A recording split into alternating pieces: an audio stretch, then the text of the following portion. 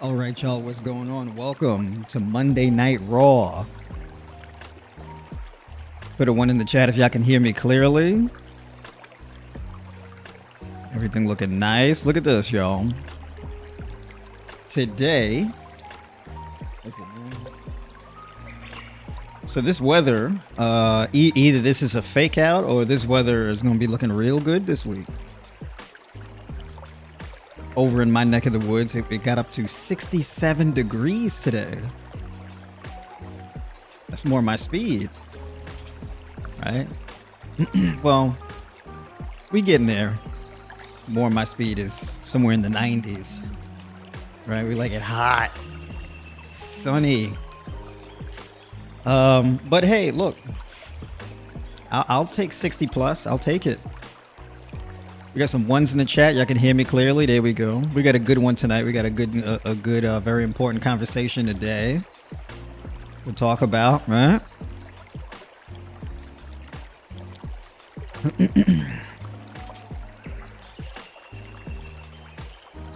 Safi, what's going on? Good to see you in here. Welcome to the stream. We got Cali Girl in here. What's going on? Good to see you here. I'm here for this topic. That's exactly what I needed to hear about this week. I finally got back on my intermittent fasting. Day 7. Oh, wait a minute. You 7 days in? There we go. Okay, there we go. All right. Question: how much soluble and insoluble fiber should we aim for on a daily basis? I mean, that question is going to be, that's going to vary pretty greatly depending on your body composition, height and weight, body fat mass, lean mass, your goals, eating schedules. It's a lot of things that's going to vary, right? So that number can be anywhere from like 50 grams of fiber a day to like 110.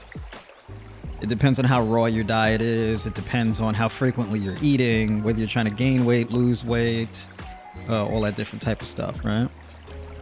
So you're probably going to fall somewhere in the middle of the range. So probably anywhere from maybe, let's say 70, 75 grams or something like this between the two. But it's kind of difficult to have like a goal of soluble versus insoluble fiber. It's kind of a package deal, right? You get a mix of both. All right.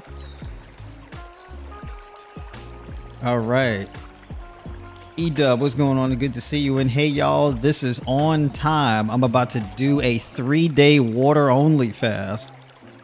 You're going to have to reach out to me. We got to see. You got to check in with me. We got to see why you're doing that.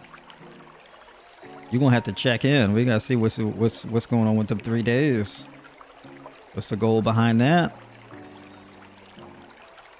You said high vibes likes tropical weather. Yeah, look. When you got the vibrant greens and blues and violets, nice sun exposure, you know what I'm saying? Good breeze. I like that. I don't like weather where I got to wear a bunch of clothes. I don't like that. I don't like that at all. Can I still grow if I go vegan at 15? Why would you not be able to? You should be able to, right? You grow real nicely too going plant-based at 15. Absolutely. You want to talk about maxing out your genes? Tell you something. You want to talk about having real good gut health and all that type of stuff? Absolutely. I need to move from Virginia. What's going on in Virginia? Virginia got some whack weather. The weather's out there is whack. Got to come to Panama for the... Yeah, true. Big shout out to you over there in Panama doing the damn thing.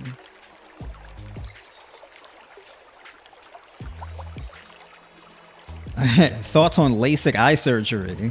I don't know. I don't have strong thoughts on it, right? If I do give my opinions on it, it would be from a place of pretty steep ignorance because I don't really have the language to speak on optometry. You know, I have like weird fears. Like for me, right? I have astigmatism. So like, I have astigmatism in my left eye. So my left eye is shaped weird on the inside. Shaped like a football. So it distorts the focus in both my eyes because of that. Because one, it's like I'm seeing through two different eyes and it's blurring the. So, anyways, so basically, I only wear my glasses when I'm reading or sitting at the laptop, but like when I'm out and about or whatever the case is, I don't really wear my glasses. Right? So yeah. So would I benefit from LASIK? Possibly. Maybe. I don't know how it works for stigmatisms and things like that. What are the risks? Mess around, a laser blind you in your eye? I don't know. That's a good question. Yeah. So I got to stay in my lane on that one. London weather at the moment isn't the one. Oh, London weather, man. Let me tell you. I plan on living my whole entire life not going to London. Much love to y'all out there in London, though. I'm looking jacked. He said, "You're looking jacked, my dude." Just goes to show that you can be vegan and healthy and jacked. True. And I eat like I got health problems.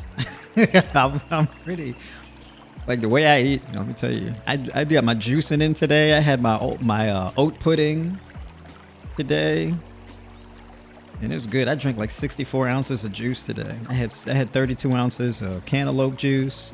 I juiced a whole cantaloupe. And then I had I juiced like 14 ounces of pineapple, 15 ounces of grapefruit, 8 ounces of grapes, like 6 ounces of tangerines.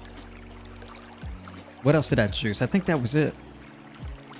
Yeah, so that was good. That was good. I'm really enjoying this juicer I got. I like juicing. I'm become a fan of it more and more, right, by the day.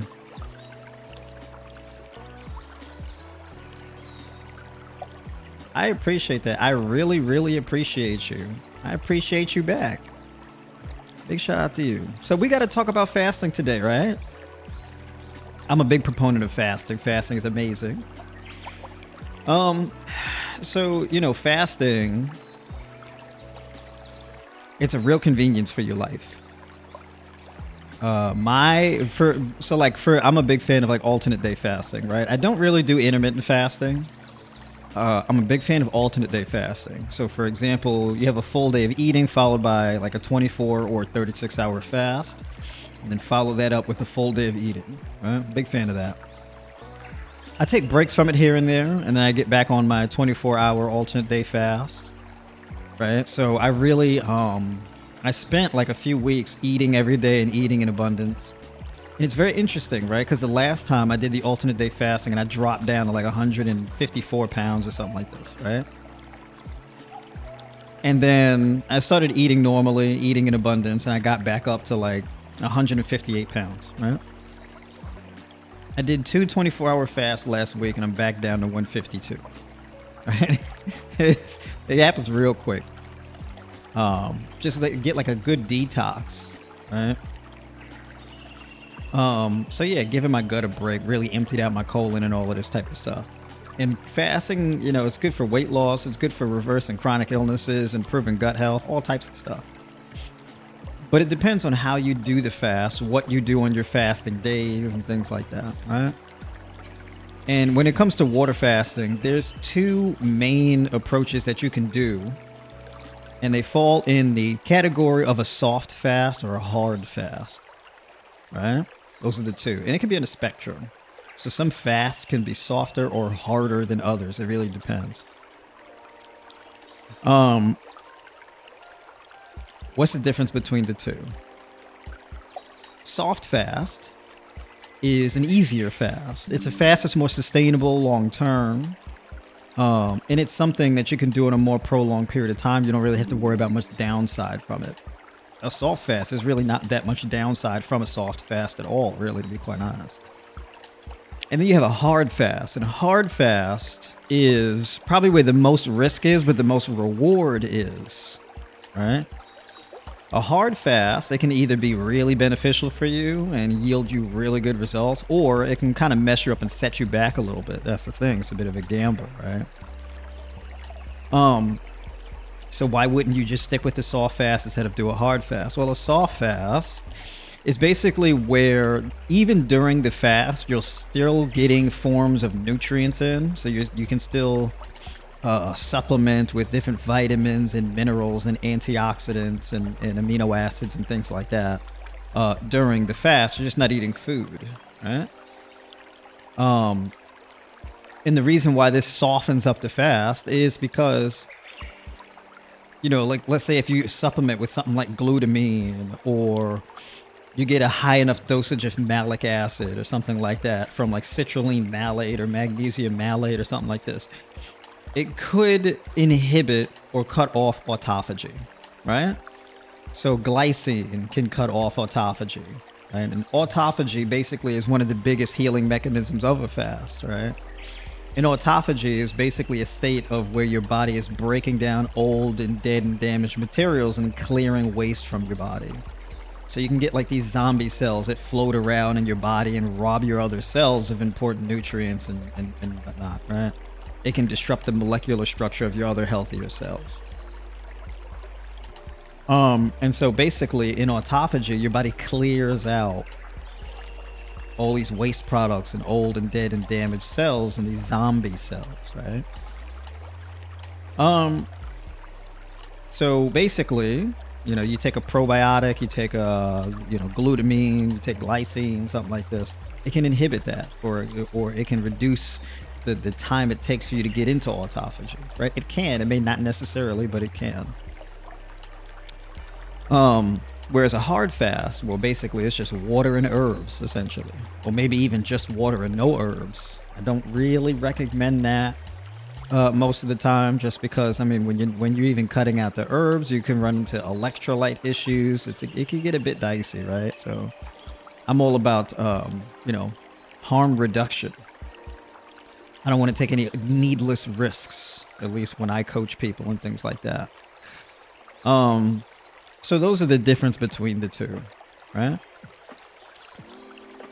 If you have cancer, you're battling cancer, or, some type of autoimmune disorder, or gut health issue or something like this, right?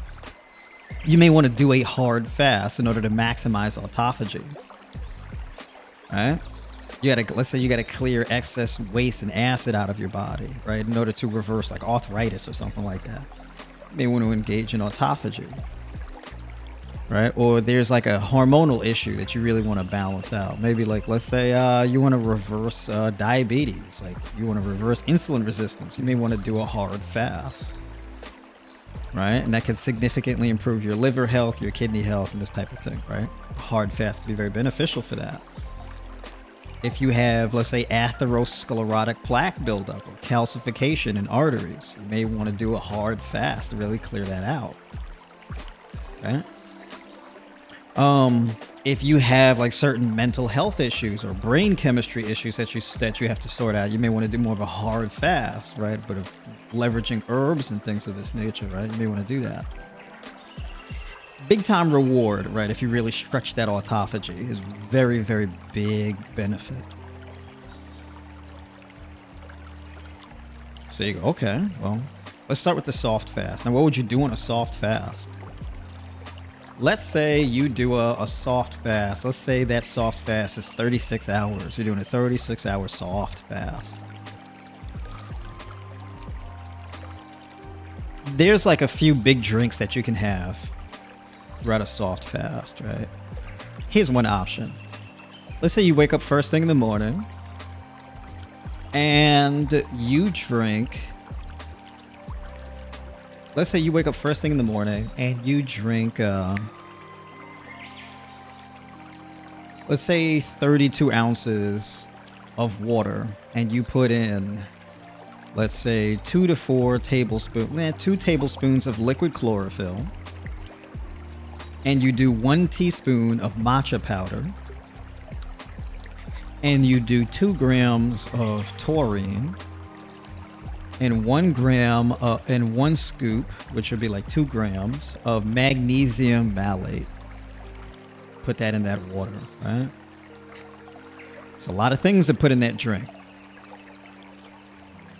And why would you do that? Well, the liquid chlorophyll basically acts as a detoxification mechanism, right? So chlorophyll comes from plant, it comes from like leafy green vegetables and things like that. It's what gives them the green pigment. And so basically this is going to be something that's more copper and magnesium based, right? And so basically this chlorophyll helps to actually pull toxins or waste products out of your cells. This could be very beneficial if you have like body odor issues, right? You got some weird body odor issues, maybe bad breath, whatever the case is, halitosis, T-mal, whatever the case is. With issues like that, it would be a good idea to engage in something like a soft fast. So you do that liquid chlorophyll, and that can help really purge all kind of toxins. And then you have the taurine. Taurine is a good amino acid that's really good for repairing nerves. So this is good for nerve damage. This is good for repairing cardiovascular tissues, blood vessels. Taurine is really good for that, right? So if you need to recover from nerve damage, you need to recover from vascular damage, varicose veins, this type of thing. Taurine can be really, really good for that. Taurine is good for brain chemistry, mental health, mental alertness, learning capability, right? Neuroplasticity, all of this type of stuff. And it's really important for recovering your central nervous system from, let's say, if you're doing intense resistance training or weightlifting, it's very taxing on your central nervous system. So taurine helps with the recovery of that and generation of new neural pathways. Then you got something like magnesium malate. And magnesium malate basically is a combination of magnesium and malic acid together. Right? Now, in order to maximize magnesium absorption in a supplementation form, that mineral needs to be chelated or bound to an organic substance like a vitamin or an amino acid, right? So that amino acid being malic acid. The magnesium is really important because that's going to be where you get a lot of your electrolytes for the day.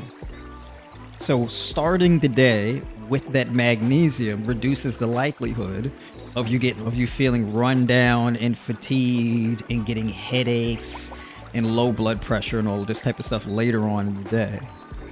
Right? Magnesium is a really important electrolyte, right, or just mineral in general that's needed in order to maintain blood sugar, blood pressure, mental alertness, oxygen absorption, all this, right? Magnesium is involved in every single biological process in the human body, right? So there's that. And then we've got matcha. Now, matcha is like a type of green tea. Gives you a little bit of a hit of caffeine, but not anything crazy. And it's also loaded with antioxidants and things like that. That's really good to bring down inflammation, right? Matcha is awesome. It's like a green tea, right? It slows down and can even reverse aging by protecting your cells with an abundance of antioxidants, this type of thing, right? So you put all of that in this drink. It's like 32 ounces. You can even do 64 ounces if you want. I think 32 is enough. And you can actually do a drink like this twice a day. You don't have to, but you could, right? So let's say you do that drink. And then you do like you drink that and then you do like your daily mobility and stuff like that, right? You go for, you go for a walk after you do your daily mobility, so you really loosen up your lower back, your glutes, hamstrings, quadriceps, all of that. Open up your lats and everything. Pick your heart rate up a little bit, get into your body, and then go for a walk. And you walk like you're 4 to 6 miles, right? You come back from your 4 to 6 miles. Now you need to settle out of your body and maybe get to work. So you got to get into your head, right, with a clear mind. You can follow up with the next drink that would be something like a burdock root tea. That could be like another 32 ounces of water with burdock root. Burdock root is a blood cleanser. It's a natural herb, root in particular. And this is really good for your liver, blood cleanser, kidney health, helps with blood pressure, blood sugar, also contains electrolytes so that you retain as much of your electrolytes through the day as possible. And electrolyte retention is really important during a fast because if your electrolytes are depleted during a fast, well, then you can feel lightheaded, nauseous, dizzy, headaches, things like this. You can feel really tired, and just it could be a really rough fast if your electrolytes are too low. So basically what you could do is, let's say you get a tea kettle, you fill it with about, well, 32 ounces of water or so. And you let that water boil. And then when the water comes to a boil, you take the kettle off of the heat. Let the water cool off a little bit. You can add in either a tea bag or a tea steeper, where you put about 5, maybe 6 teaspoons of burdock root in the tea bag or the tea steeper. You drop that in the water and you let it steep, right? And you let it steep for a few minutes, because when you pour the water out into whatever you're going to drink it out of, the water should be like a deep brown, right? Like a deep golden brown. It's a beautiful color, right? And that's how you know that the contents of the herbs have saturated the water. All right. And just to make sure that you're getting all that goodness, right? When you pour all of the tea into the whatever container you're going to drink it out of, you can take the tea bag or the tea steeper and put that in the drink also, right? So you can get that little extra bit of that burdock essence, right? And you can drink that throughout your workday. Okay. So in between these two drinks, there's already like 64 ounces of water, where 1 gallon is like, what, 128 ounces? Is that about right? Is 1 gallon 128 ounces? Do I have that right? Somebody let me know if that's not true. Let me double check, actually. Let me get my measurements wrong sometimes.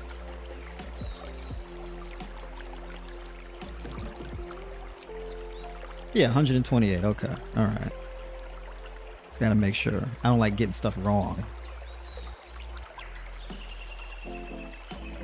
So that's a half a gallon right there between the two. If you wanted to do a second drink, what would the second drink be? Depends on your state of being, right? The second drink can be, let's say, another 32 ounces of water with, let's say, 1 or 2 ounces of lime juice. And then you can do, let's say, a pinch of sea salt, and then 5 to 10 grams of glutamine. All right? Glutamine is an amino acid that's actually really beneficial for muscle recovery and growth, the maintenance and protection of your digestive tract, your gut lining. Right? Glutamine helps to repair and maintain your gut-blood barrier, right? Your intestinal endothelium. So glutamine is really important for that. So basically, glutamine is just phenomenal. I mean, you can take it even if you don't have any gut health issues. If you're trying to build muscle, if you're trying to rebuild your gut, if you're trying to get better sleep quality, better recovery, if you're trying to get better mental health, glutamine contributes to all of those things. Absolutely phenomenal. All right. By the way, there's an amino acid that I mentioned, chelated to magnesium. I talked about what the magnesium does, but the malic acid. Malic acid is really important for the maintenance and protection and rebuilding of vital organ tissues. So malic acid is really important, for example, for maintaining intestinal health. Right? So the tissues of your lungs, your heart, your vascular tissues, your gut wall, all that type of stuff. Right? So malic acid is really good for that. Malic acid is also really good for clearing acid out of your body as well. So it has a detoxifying effect. So acid can be pulled out of your cells, into your bloodstream, then shipped out of your body through your lymphatic system and out through your urine as it passes through your kidneys. Right? So basically, yeah. So going back to that third drink, which would be the water with the lime juice and the 5 to 10 grams of glutamine. Now, the glutamine doesn't have a taste. The taurine doesn't have a taste. The magnesium malate doesn't have a taste. All these supplements mainly don't have a taste. The only things that have a taste are the herbs, right? We can't really get unflavored herbs because, well, they're flavored by nature, right? And I wouldn't have it any other way, honestly. Everything that I just mentioned is really big for blood pressure, blood sugar, weight loss, hormonal balance, kidney health, liver health, all this. So the fast is beneficial, but then also the things that you're putting in your drinks are really beneficial, right? So that's the third drink. About a fourth. Now we're completing the gallon at this point. So the fourth can be either the liquid chlorophyll again, right? Or it could be, let's say, cinnamon tea. Maybe you do 24 ounces of water, hot water, and within that you put, let's say, a teaspoon of cinnamon. All right? And what you can do is you can do cinnamon and then do a dropper of liquid stevia if you wanted to add some sweetness to it. Okay, if you wanted to. You don't have to, but you know. So the cinnamon is actually really good for blood sugar control, blood pressure, helps in balancing out and regulating your cholesterol, right? So helping in improving HDL and LDL, right? Where you may want to increase HDL and reduce LDL, for example. Cinnamon is antifungal, antibacterial, antiviral. So it's really good at protecting against viruses. All right. So that's a big deal. So you may want to have that cinnamon tea, basically.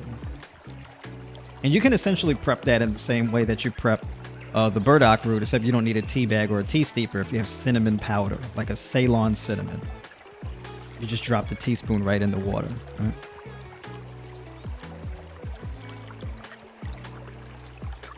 And the final drink, it can be a few things. Maybe the final drink, let's say the final drink, it would be right before you go to bed. And right before you go to bed, you want a deep, restful sleep.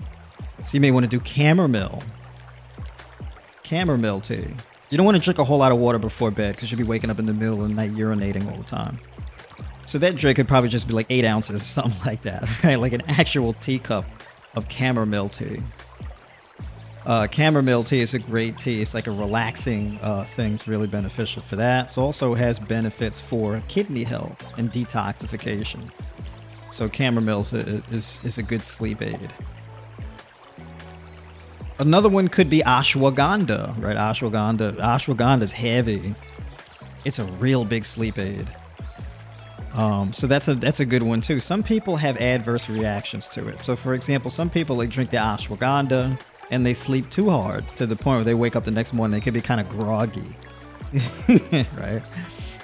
So it can knock you out a bit too hard. So the chamomile is a bit lighter. Okay.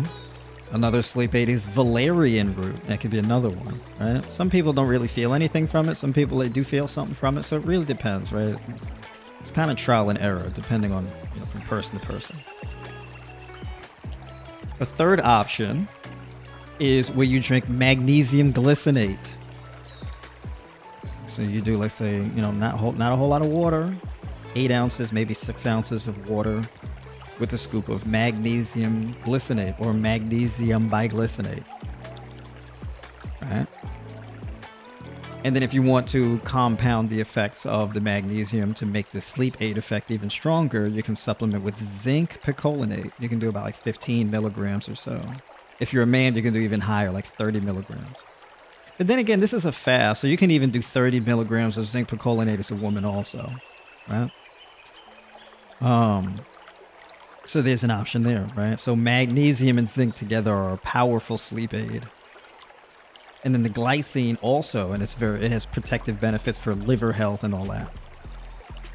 Magnesium is beneficial for liver health and kidney health, so is the glycine. And then the zinc is very good for things like, sex hormone regulation, testosterone improvements, right? This type of thing. Zinc is also really important for the maintenance of the insulin-producing beta cells in your pancreas. So zinc is a really important mineral for improving and maintaining insulin sensitivity. All right, so there's that. If you're low on vitamin D3 or low on vitamin D, you may want to supplement with vitamin D during your fast. Now, you can do 5,000 to 10,000 IUs of vitamin D supplementation in the morning with that first drink, right? If you're going to you can do 10,000 IUs of vitamin D3 if, let's say, you're struggling with blood pressure, you're struggling with blood sugar, it's very difficult for you to drop body fat. and you are a melanated person of, a deep pigmentation, right? So for my folks of African ancestry, right, my melanated folks, that's an important one for you. Vitamin D, right? That's at the root of your health, period. So, you can do some pretty decent dosages of vitamin D3. I usually recommend 5,000, but you can also do even upwards of 10,000 IUs, and not really have any negative drawbacks from it if you pair it with the adequate level of magnesium supplementation. Because in order for your body to use vitamin D, well, magnesium is the currency, right? It's your body taxes in magnesium. It taxes your magnesium stores for that vitamin D, right? So you got to make sure those levels are up. So if you're going to do a high dose of vitamin D and you don't pair it with magnesium, well, over time you could run into some issues with that. You can actually drive yourself into a magnesium deficiency with the high dosages of vitamin D without the supplementation of the magnesium. All right. So that's like an example of a soft fast. And that would be really good for improving blood flow, gut health, brain chemistry. That can lift you out of depression, anxiety, all types of stuff. Weight loss, you name it. Then there's the hard fast. What do we do in the hard fast? There's a few things that you can do in a hard fast, and it's going to be water, herbs, and like a pinch of sea salt for electrolytes. Everything else pretty much is off the table if you're going to do a hard fast. So this is where you may want to have, like, let's say during a hard fast, you get a 64-ounce jar or 64-ounce whatever you drink out of, right? But it's like basically half gallon. And you can do, like, let's say matcha. So you do the water and the matcha, right? Let's say first thing in the morning. And you can do, maybe you need something a little bit stronger. So you do 2 teaspoons of the matcha powder in the water. 2 teaspoons of matcha is pretty strong. However, it's diluted across 64 ounces. So it's not really that big of a deal, right? So you do 2 teaspoons of the matcha powder in the water. Now this water is going to be a little bitter, so you can even, if you really want to change the taste of it, you can add, let's say, a few tablespoons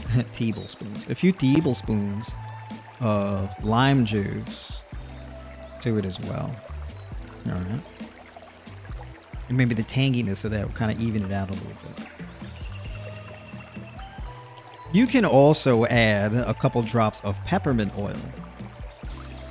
So you can do that as well. However, if it's a hard fast, the peppermint oil could kind of soften the fast up. Maybe, maybe not, but it'll make it less hard the more you add to it. So you do the 64 ounces of that, you drink that, you sip that throughout the day, and then the next one could be the burdock root. So you're drinking that burdock root, and then the next one after that is just water throughout the day. Right? And then you can end your days off with, let's say, basil tea. Okay? Now, if you're doing a hard fast, maybe you're trying to overcome some type of infection. If you have an infection that you're trying to heal from, then you may want to do herbal teas that have more of an antibacterial, antiviral, antifungal kind of element to them, right? So my go-to with something like that would definitely be that basil. Okay. If you're trying to improve your sleep quality, kidney function, things like that, then you may want to stick to burdock root, or you may want to stick to chamomile. Okay. If you've got, let's say, some kidney issues, you're trying to improve your kidney health, you may want to do nettle tea or parsley. You want to do that. So definitely you can lean into those herbs. You may want to do roasted dandelion root for kidney and liver health. Right? If you're trying to overcome kidney damage, right? So if you have kidney issues, you may not want to go, so you may want to have more of a hard fast instead of a soft fast. Right? So you may want to do like milk thistle tea, You may want to do burdock root. You may want to do basil, or some people call it tulsi. Right? So, for example, holy basil or sweet basil, right? This type of thing. There's different types of basil. Okay. But you may want to do those. And the parsley also. That can be a good one there too. And that would be pretty much what you would go through in a hard fast. Hard fast is really simple because you're not really using much. Right? Soft fast is a bit more intricate because of all the things that you could, adding electrolytes and different amino acids and that type of thing. Okay.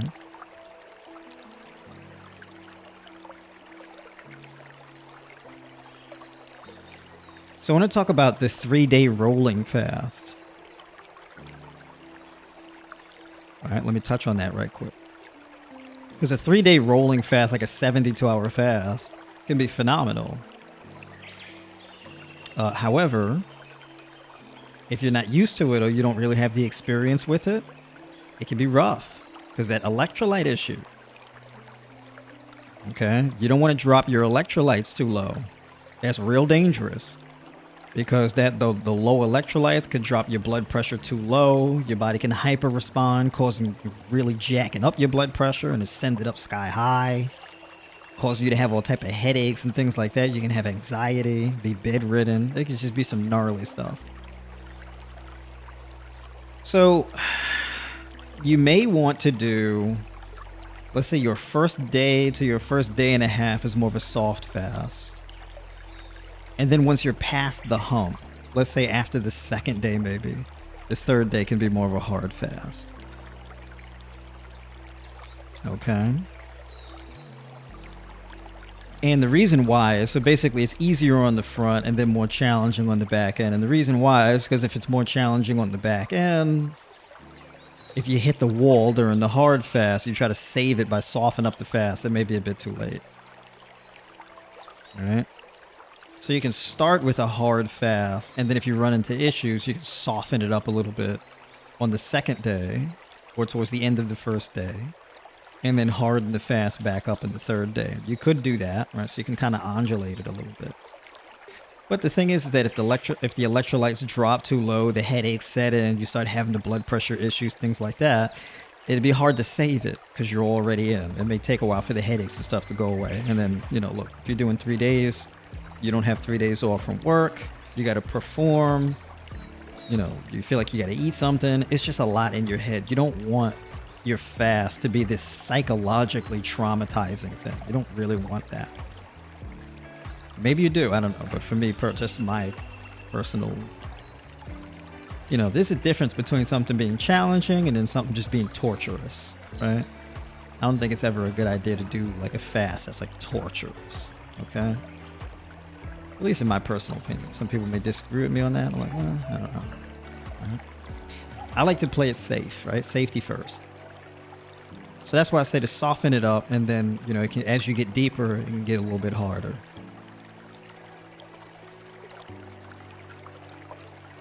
Now, if you do a rolling fast, what are you using it for? You can do a 3-day rolling fast, and it's like a thing that you do maybe once or twice a year as like a maintenance thing. Or you can be doing it because you're like, let's say you're trying to really cut down belly fat. This is like your aggressive approach to torching body fat. Well, if you're going to do it, you're going to need more than one. So maybe you want to run alternating 3-day rolling fasts. 3 days fasting, 4 days eating. 3 days fasting, 4 days eating. 3 days fasting, 4 days eating. And you may want to run that for 8 weeks.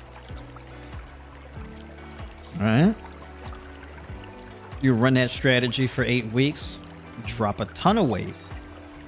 It's intense. It's very effective. Right? However, if you're going to do it, you get to do it once.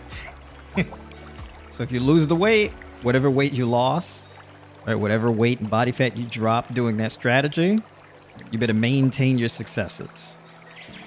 When you start eating again, some of the pounds will come back. Don't freak out because you're just getting rehydrated. Whatever weight that comes back really quickly is just rehydration. It's just glycogen stores being full.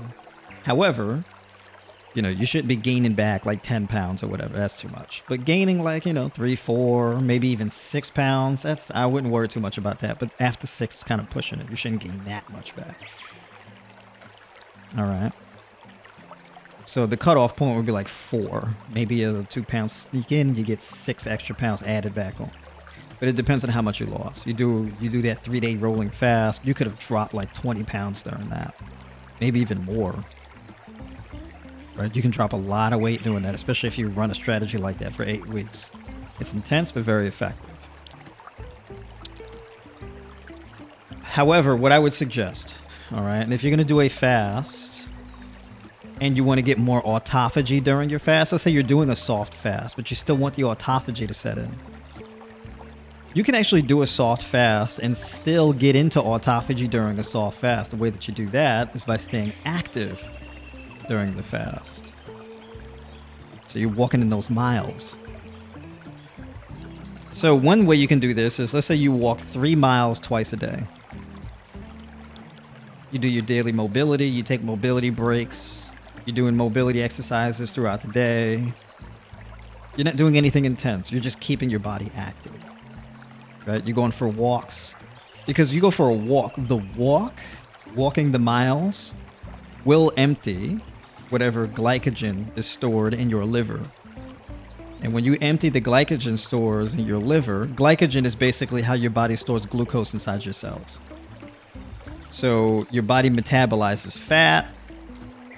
The fat can go into your cells, fills your liver back up, and then your liver then empties back out as it deploys more glucose to your cells, right? So whatever blood sugar is in your blood, it'll prioritize going to your liver and then everywhere else. So if you reduce liver glycogen, your body will prioritize that by metabolizing fat to maintain a certain level of glycogen inside your liver, right? Your liver makes glucose, right? It's one of the things your liver does, right? And it has all these hormonal effects to ramp up something called lipolysis, which is fat metabolism. So when you're active and you're cutting through the glycogen stores in your liver and you're getting your liver to create more glucose, well, this is the key to how you can really leverage fasting to drop body fat. And exercise is one of the ways to induce autophagy.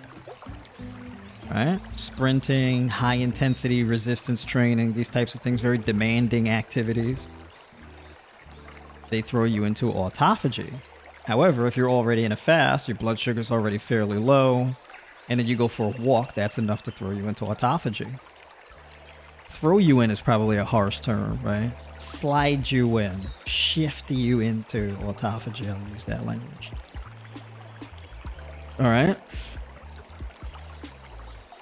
But it depends, the effectiveness of it, it depends on how insulin resistant or how insulin sensitive you are.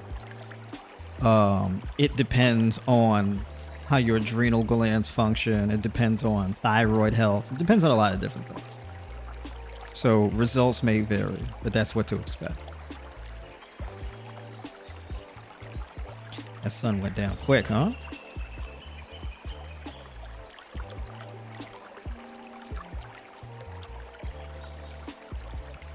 All right. Let me answer some questions here.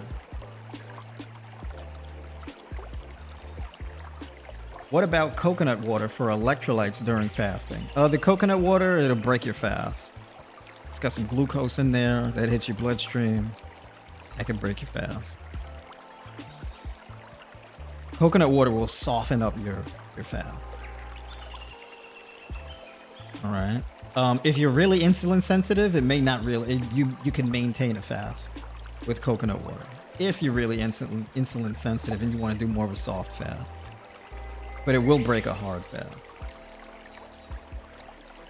Is watermelon juice blended, not juiced, or spinach juice useful in a fast of any kind of way? Watermelon juice will break your fast. Blended spinach, yep, that'll break your fast. All right, let's see. Do those ingredients in the water break fast and stop autophagy? The ones that I mentioned for the for the soft fast? No. No.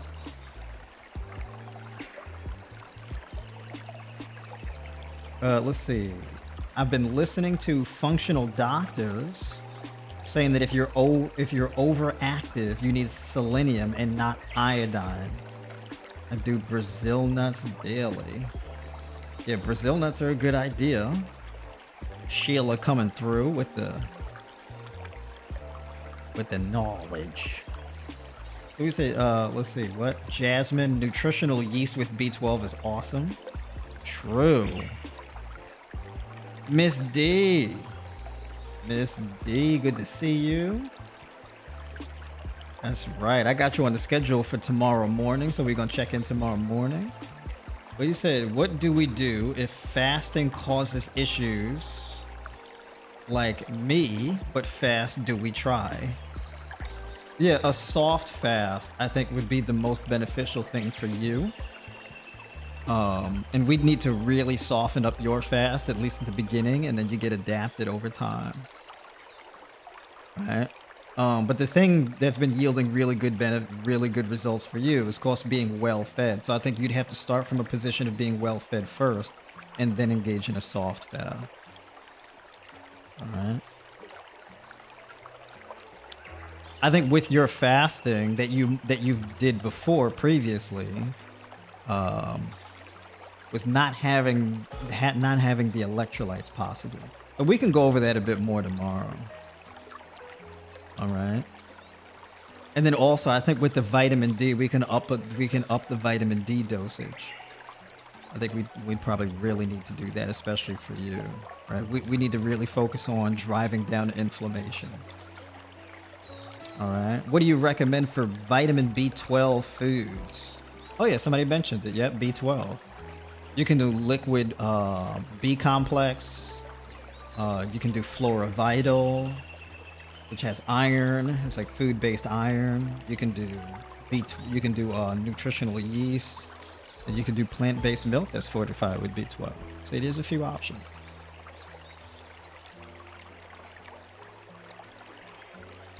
Fat doggo.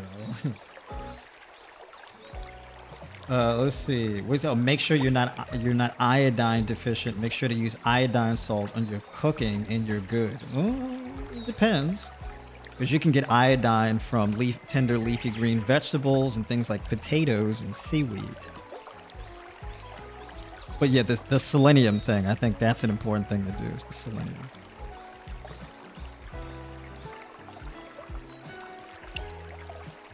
Let's see. Oh, here we go.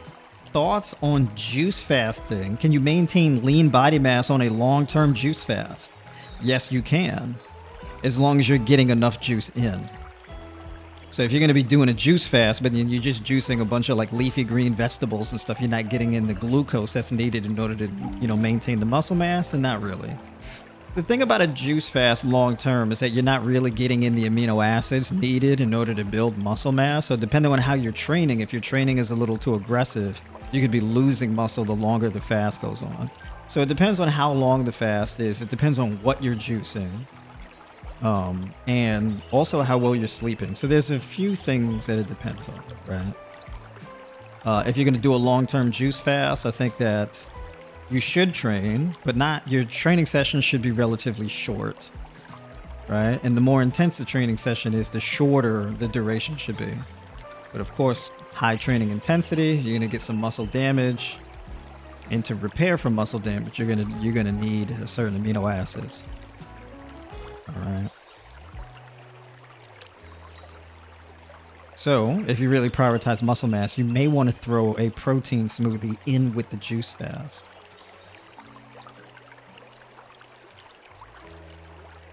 Let's see.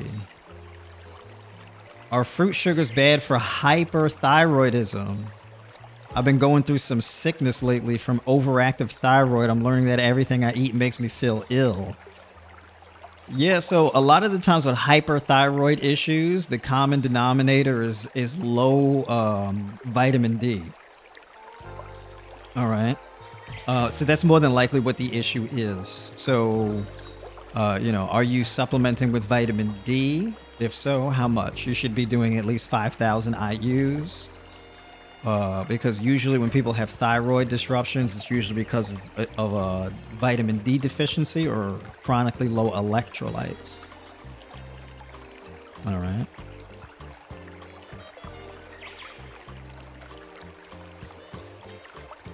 That's right, folks. Don't forget, like the stream if you like the stream. Well, you said what kind of zinc supplement? There's a lot of... Yeah, so zinc picolinate. Zinc picolinate.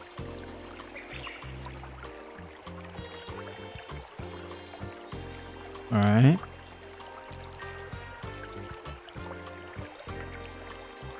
Let me let my questions load up here.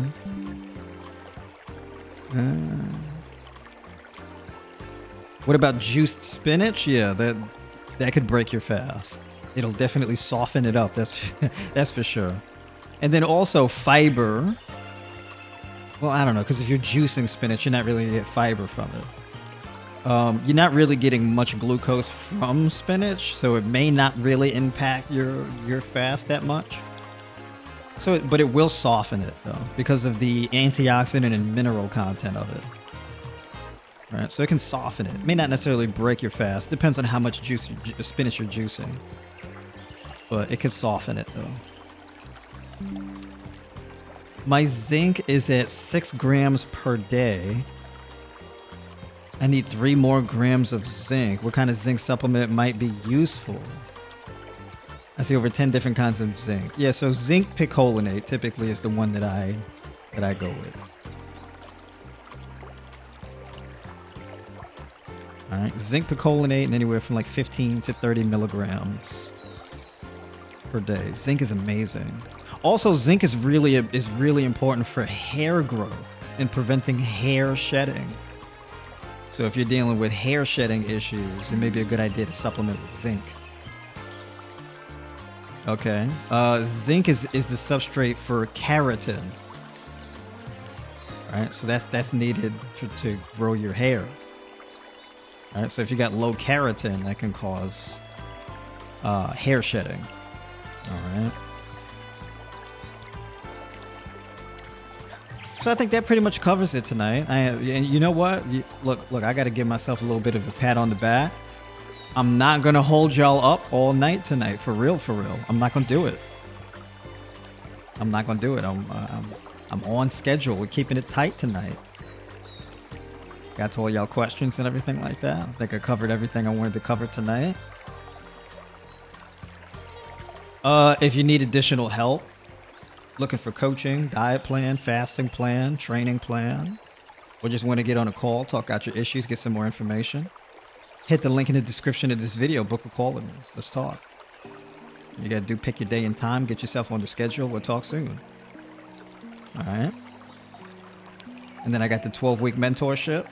So in the 12-week mentorship, we do one-on-one calls on a weekly basis. You get access to my High Raw Vegan Nutrition Guide, fasting strategies, self-development video series, training plans, live stream replays. Tier 2, you get a personal diet plan. Tier 3, you get diet plan and training plan. All right, 12 weeks. So that is also in the link in the description below. And if you want to know what matcha I use, what glutamine I use, what magnesiums I use, zinc, all of that is in the Tribe shop, which I've also linked in the description of this video. So all that is in there. So if you're like, hey, what zinc should I get? It's in there. What magnesium? It's in there. Matcha, it's in there. Liquid chlorophyll, it's in there. All of it's in the Tribe shop. Those are the ones that I use personally. All right, y'all. So having said that, appreciate everybody for tuning in. Get to bed at a decent time. Okay, which I've been trying to do today. I'm proud of myself. This is the last thing I'm going to say. And I tell people always count your wins and congratulate yourself when it's due. I've been doing a really good job of getting to bed at a decent time. So I gotta Got a little pat on the back there. So now the next thing I need to do is sort out my streaming schedule so I can do streams like this more frequently. All right. So having said that, everybody have a good night. Get to sleep at a decent time. Get your herbs in. And I'll catch you on the next one.